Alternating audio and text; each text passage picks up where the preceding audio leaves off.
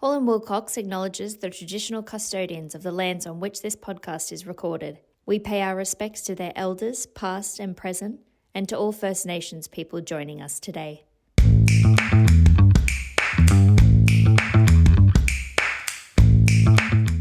Hello, and thank you so much for joining us on this podcast as part of our Hall & Wilcox Cultural Diversity podcast series.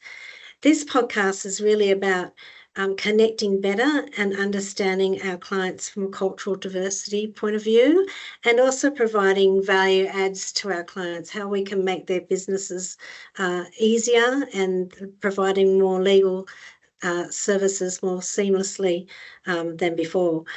I've been joined on this podcast with Oliver Yankowski, who heads our international practice, and Rennie Fan, who co-leads our China practice. Hall & Wilcox we're a large law firm, and we have an international desk with many lawyers with language capacity. So, Oliver, would you like to talk about briefly our international practice? Hi, Alison. Yeah, sure. We are an immigration country in Australia, and we're very fortunate that we have many different people from many different backgrounds working at the firm. And that allows us to cater for different clients.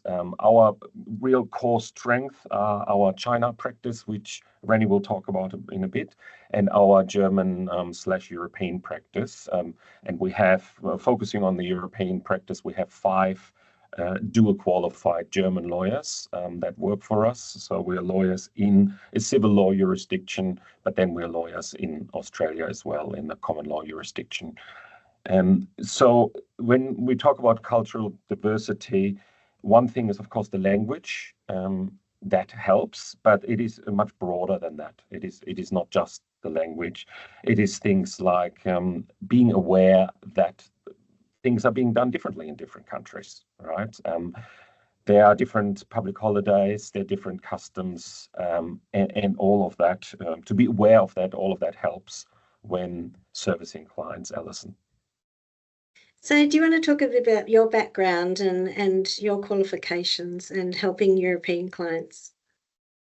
Yeah, sure. I mean, I mentioned it in passing just then, but yeah, sure. I am a German lawyer. I'm fully qualified German lawyer. I've lived in Australia for 25 years now. I assist European and German-speaking clients frequently, but then, of course, in my role as head of international, clients from all over the world. And sort of what helps you provide clients that are based in Europe value adds in terms of the fact that you're qualified in Germany and in Australia? Well, I can preempt their questions, basically, right? In civil law, things work differently, and we know the questions that they will ask, and we know the assumptions they may have, right? So as a good example is I'm an M&A lawyer, and when it comes to buying and selling businesses in Germany, once the contract of sale is fully negotiated, it can only be signed in front of a public notary. And how that works is you need to make an appointment. Sometimes that takes some time. And then the public notary actually needs to read the whole contract to the signatories and asks whether they understand what they are signing. That's a process, depending on how long the contract is, can take many hours. So I'm aware of one transactions where they actually had troubles to fit it in 24 hours. They needed to do it in one day, obviously, but the contracts were so complicated that that they struggle to do it in 24 hours. So you need to listen to it, and only then can you validly sign the contract. In Australia, that is not the case. In Australia, once a sale contract is being negotiated, it is commonly just signed by DocuSign. And German clients are very surprised to learn that that is a valid way of signing contracts. And the target might be worth 100 million or 200 million, but we just sign by DocuSign. Sometimes when I'm working with you and Wolfgang, who's also part of our European desk, he talks a bit about European law, EU law, and sometimes he has to explain some concepts of EU law to Australian clients. I assume that you're involved in that as well. Yeah, exactly. That helps as well when we can explain the Australian contract party why the Germans or the Europeans are taking a certain position, right? Because they're just used to things being done differently, and positions are different. Rani, so over to you on the China desk. Do you want to talk a bit about your qualifications and background and your experience in providing value added to clients, understanding their cultural diversity? Yes, thanks, Alison. As part of the international practice, which Hoyne Wilcox also has a strong China practice, and we have a large team of qualified lawyers proficient in offering legal services in Chinese. And we have lawyers crossing all different offices and in different practice groups, crossing like corporate, banking, property, litigation, tax. So our clients, if they've from China or even they have existing business in Australia, they will be very happy to be serviced by all the lawyers coming from the same cultural background and speaking the same language. And we found sometimes it's not the language barrier. I mean, nowadays, 2025, people, almost everyone speaks fluent English if they're investing overseas, but it's more about the cultural recognition and understanding their needs from the cultural background. So that's how China practice can add value on. And also for myself, I'm dual qualified in both China and Australia. And my first 12 years working experience in China, in Shanghai, as a Chinese lawyer, and then moving to Australia since 2008, working in the same area, corporate M&A, helped me to understand the sort of merger acquisition practice in both jurisdictions. And we would talk about how the clients come to us, as Oliver just mentioned. Sometimes it's about explain to the client how the legal practice is in Australia, for example, in China, for a contract. If it's not too complicated, people tend to have some of the issues leave open, like we will have all these issues later, which can be, when it comes to the issues, both parties can negotiate amicably later or in future, which is a sort of like a way to deal with the unsettled issues in China. While in Australia, people tend to be more specific. They want to have all the issues agreed or settled at the beginning, even if these are very hypothetical questions or it might not likely happen in the future. But the parties tend to have all the issues, have a solution at day one, not leave until later. So that's the way we tend to explain to the client whether this is the risk you would be happy to take if you leave it later, or you want to deal with on day one. So we understand how the clients come up with why you always have like a 20 pages sales agreement, where in China we only have 3 pages. So that's a question we've been commonly asked. So that's how we explain to the client, taking them through, make them understand this is the practice here, and so that we are not just lawyers increasing problems. We're actually helping them to solve the future potential risks. So that's how China practice working here. It's also about relationships, from my experience in acting for Chinese clients, and also a lot of respect and also understanding the concept of saving face. Do you want to explain some of the cultural differences in business, like little things, like if I'm Australian-born Chinese, so my family's been here for 4 generations, but I still know when I'm meeting a Chinese client to hold the business card on both sides and hand it to them and actually spend time reading it rather than just putting it back in my pocket. So do you want to talk a bit about some of the cultural differences? And I suppose it's about respecting other people's cultures. Yes, Granny? yes. In China, it's still historically we have the hierarchy sort of way. The junior always listen to the senior, and you don't tend to say no to the senior. So that's the way. It's not just China. I think it's the Asian sort of culture. So when you speak to the client, particularly to the boss, the management, they come up with the idea, and you know the concept probably is not acceptable or common acceptable here, or it's not a good way to deal with issues. You don't tend to just tell them no. You would say, you usually find a way to convince them this is not a common practice here. Well, I'm going to say nowadays people tend to be more open because the new generation are more open-minded. So yes, you can tell them this is not the way here, but it's the way you tell them. It would be more with more respect, as you just said, and you probably comparing to European clients where we have to be more gentle with the tones instead of just upfronting them. No, it's not acceptable. And the other thing is the culture, like shaking hands. People, you probably feel like here when you're shaking hands, people are using really, hard sort of way to shake hands. While in China, in Asia, cultural for two people to touch each other is not common. So you find they will always have a soft landing on your hand. You feel like just soft touch, not really, a hard grasper. And yeah, delivering business cards, and sometimes you don't call them the full name. You call them, for example, if the person's surname is Wang, you call them either Miss Wang or Manager Wang, or depends on their title. You just don't call them first name could be for the whole time when you're serving them. It's just the way to show the respect.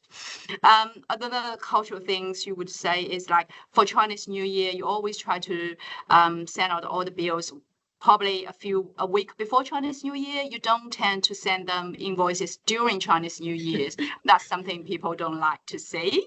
By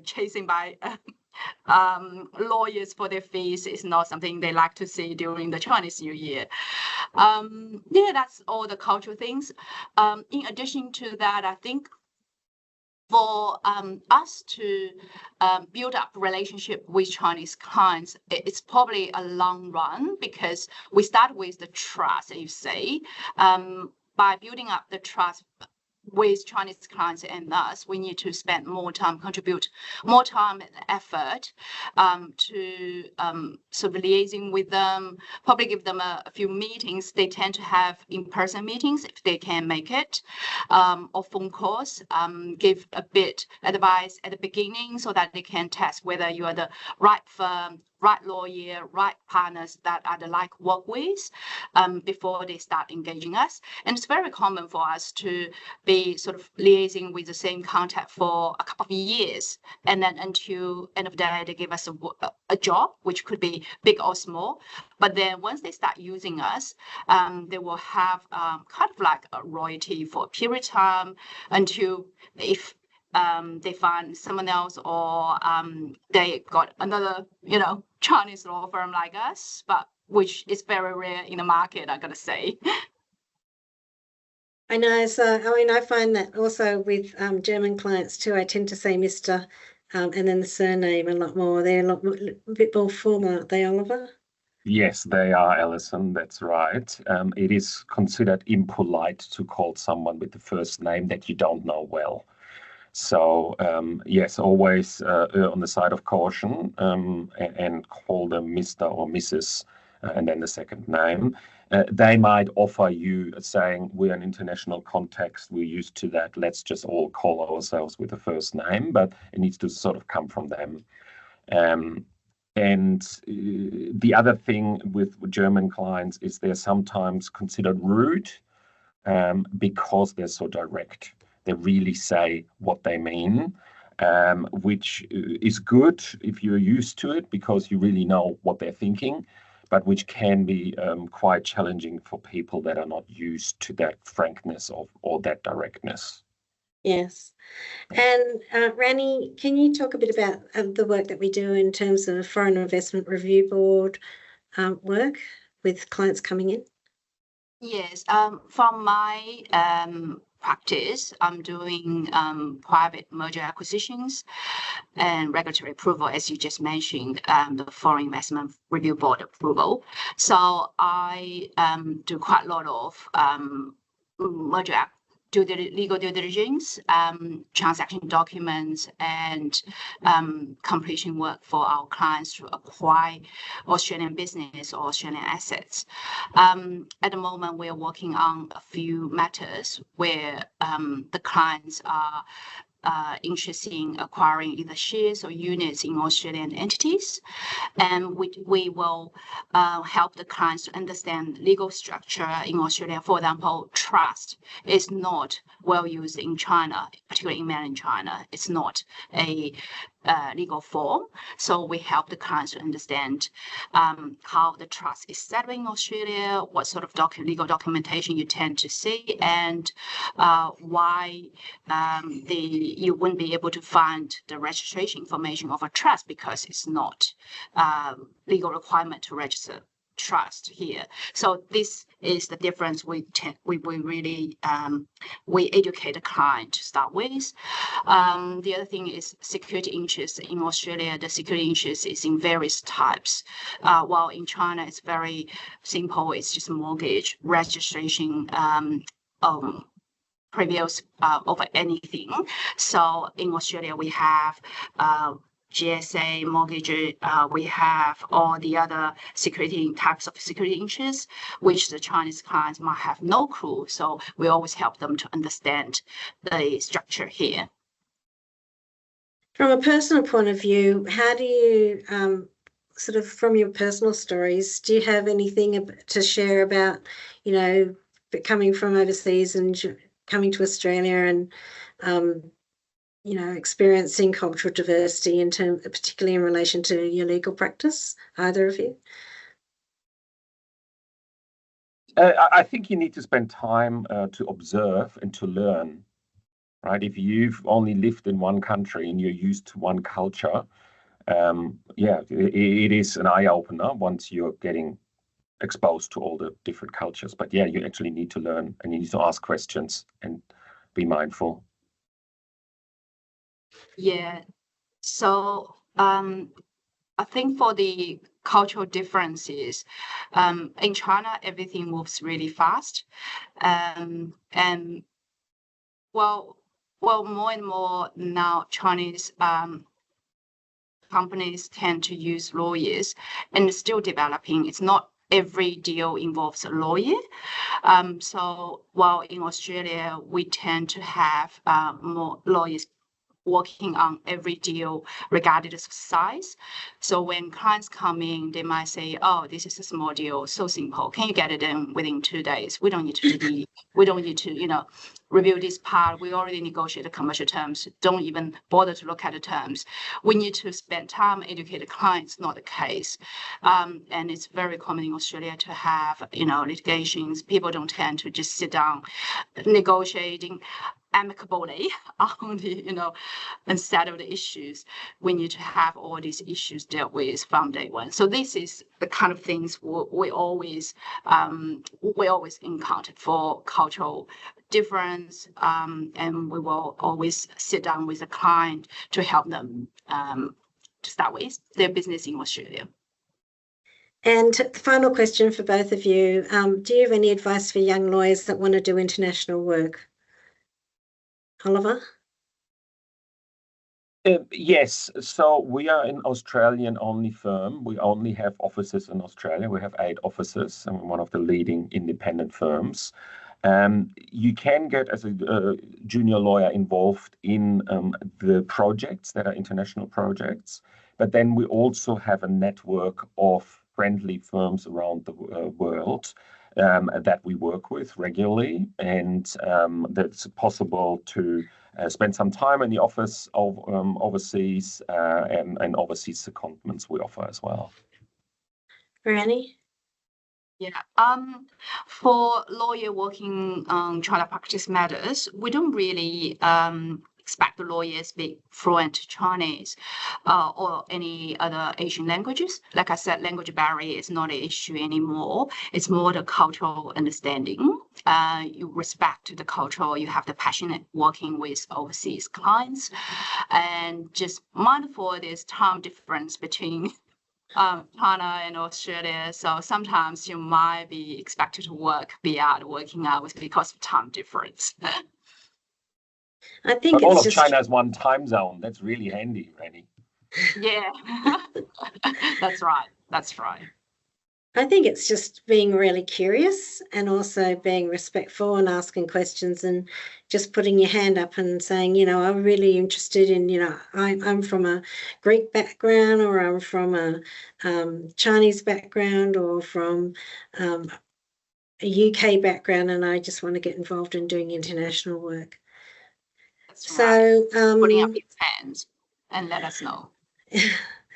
So I think that you've covered a few things about, you know, how to make a difference and in your legal practice being understanding of the cultural diversity. So thank you for your time.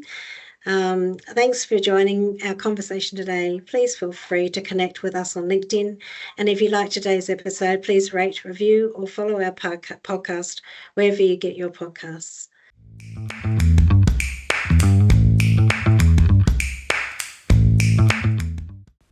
This podcast is not legal advice and should not be relied upon as such. You should always obtain legal advice about your specific circumstances.